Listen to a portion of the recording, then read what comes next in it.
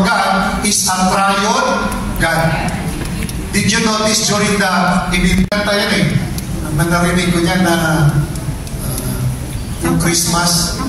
Pero if you tingnan mo doon sa lyrics, hindi naman actually Trinitarian. Ano ba yung title doon?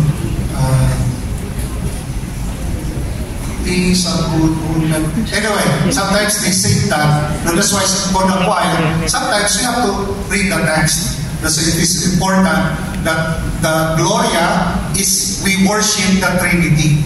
Dapat glory to God the Father, the Son, the Holy Spirit. Dapat yung tatlo na doon. Okay? Yung tatlo. Later ko malala ko ano ba yun. Normally we sing that yung angel na kumakanta doon sa ano yung tono noon?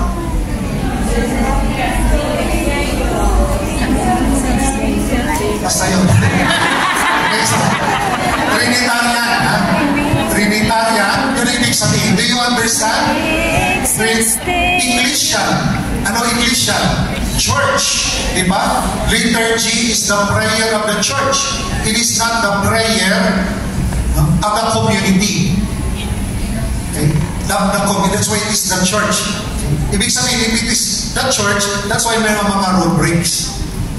So, yung praise and worship ba, liturgy ba yun? Kasi kasama ba dito, well, if I'm a community, different style. That is praise and worship. But when you say, pag liturgy ng simbahan, ecclesial, dapat yung Trinitarian. So, pag ecclesial, ibig sabihin in church mountain, parang may rules, rubrics, like the Holy Mass. We cannot do parang what we want. No? So, kasi may rubrics doon. Well, we can be creative, but may rubrics. Okay? Yan ibig sabihin ng essential, ecclesial in His church. Liturgy is the prayer of the church gathered in assembly and ecclesial activity. Number three, sacramental. Sacraments. No? Sacramental, meaning there are some signs, movements, we kneel down, we sing, we stand up, there is offertory, there is bell, meaning sacramental, there are some signs, and there are meaning on the signs. Incense. Okay? Four, ethically oriented. That as we participate in the liturgy, it should form our moral life. It empowers the people of God to full Christian discipleship. Okay? Hindi lang yan pag gusto mo, but as we participate in the liturgy, there should be a transform. Morally, ethically oriented. That's why sometimes, Father, palagi question, Father, yung aming group, yan, meron yata sa lakuan kasi sa Facebook, sweet. Tapos nag-acquire kita. Sometimes difficult, ano? But that's why ito yung hamon, that as we do the liturgy, hindi na because our talent we give para ibigay, but sana ma-transform din tayo. Kasi pag nag-liturgy tayo, walang transformation, parang wala lang. Hindi kailangan. But the call, that's why sabi nga qualities, dapat there should be. That's why sometimes we are required, reader, lector, nagsiserve, baptize, compile, married by the church, dapat meron sa simbahan kung married. Okay? Ethically oriented.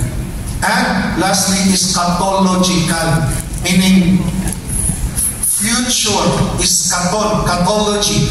The liturgy makes present Christ's saving Paschal mystery, whereby He inaugurated God's rule, the kingdom of God. But God's kingdom already begun, has not yet fully accomplished. Eschatological means future.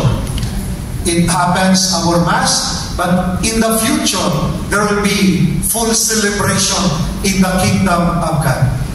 So, ito yung 5 qualities of the liturgy. Okay? So, number 1, Trinitarian Paschal. So, rooted yun sa Paschal natin, yung Easter. Because of Easter, ito yung pundasyon in our liturgical celebration. As what St. Paul said, if Christ did not resurrect, our faith is in vain. Number 2,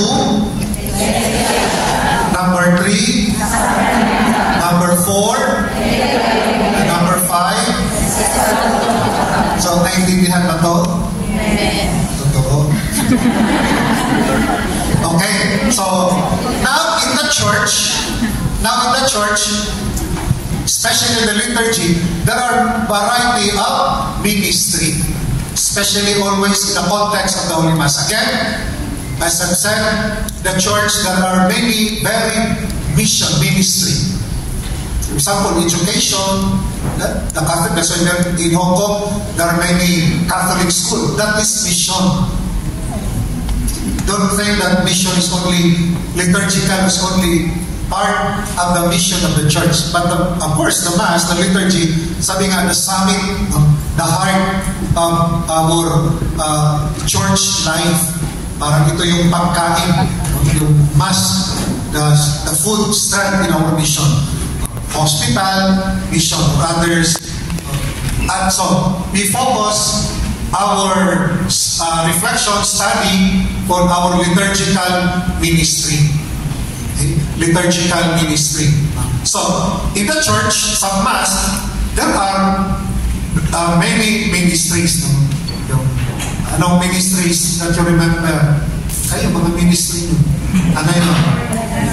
Altar servers, Eucharistic ministers, choir, lector, commentator, usher, no? Ano pa? Collector. Okay? So these are the ministry. That's why in the church, may mga assigned ministers. And there we have to discuss so that we can deepen, mapalalim yung understanding.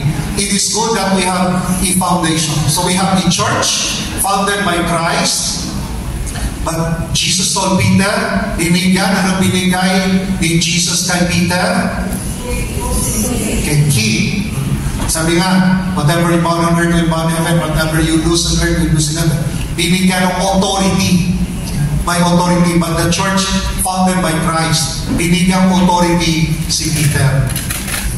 Now, so, because of that, yung church, in order to be nourished, when I say church, dapat tayo kasi sometimes in church, structural. Actually, we are the first church. We are called the fundamental church. The church, the structure, church din yun. But the first church, the baptized, yung binyagan. Ang unang simbahan ay ang binyagan. That's why, di ba sinabi, church is a missionary church. Ang struktura ba nagbimisyon? Sinong nagbimisyon? Binyagan. So when I say church, tayo ang simbahan. Tayo ang nagbimisyon. That's why in the church, in our liturgical celebration, different mission. Nagmi-mission tayo, especially in the Eucharistic celebration. Okay? So, the spiritual, lay liturgical. So, our mission, we call it the lay participation. The ordinary minister, the priest. But the lay, you participate. Naintindihan? Why we have to participate? What is the reason? Ano ba yung reason why we have to participate in the Mass? Because, see, alam nyo. Alam ko mas lalo sa Marxist. Because of baptism, remember that, in baptism, what are the three that we receive in baptism? Yung sa minister now share the role of Christ as priest, prophet, and king. So in baptism, we become priest. We call it common priesthood. After that, ordained kami ministerial priesthood. But before we receive ministerial priesthood, we receive common. So all of us are priests. Diba? All of us are priests. Anong Anong role ng priest? To pray, to worship. That's why not only the priest pray, but the congregation, we have to participate. That's why baptism, it moves us to participate the church, yung celebration. Pero pag hindi kami yagan, makaparticipate, maging lector ka ba? Pwede ba? Hindi. Kasi you are not in communion. So, maging bahagi ka muna sa simbahan so that you can participate the celebration. When you can attend. Pag hindi binyagan, pwede mag-attend. We cannot participate, we cannot commune. Okay? So, tawag sa atin, lay ministry. Ibinigay ng simbahan, yung magpasa, yung charismatic minister, mag-serve, ibinigay ng simbahan sa laiko because you are also baptized, you are priest, you participate the liturgical celebration. Lay ministry. Yung porte naman, yun, particularly pari, siya mag-pass. Hindi naman pili, Father, hindi ka pa mag-altar server. Ako mo na mag-pass, Father. Pagod ka na, Father. Na-ordain na, di ba? Kailangan na may ministry, may ordained ministry. Okay? So, tawag sa atin yung lay, laiko, may ministry. We participate. Remember, the Mass, it is the Mass of the community. That's why maganda ng term, di ba, sometimes yung commentator, our Mass celebrant is Father. Actually, the one who celebrate, tayong lahat. So, ang term pala maganda, our Mass presider. Siya nag-preside. Tayong lahat mag-celebrate.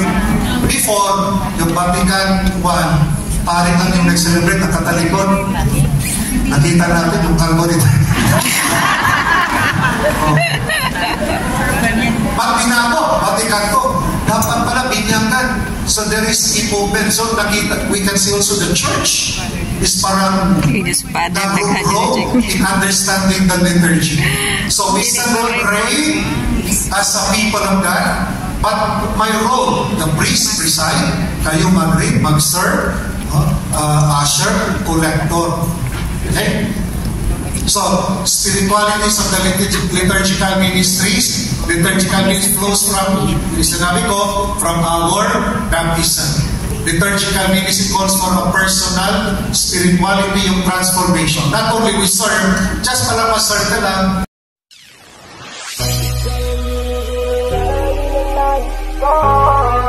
Marikit na dalangin ko, kang magbigay ng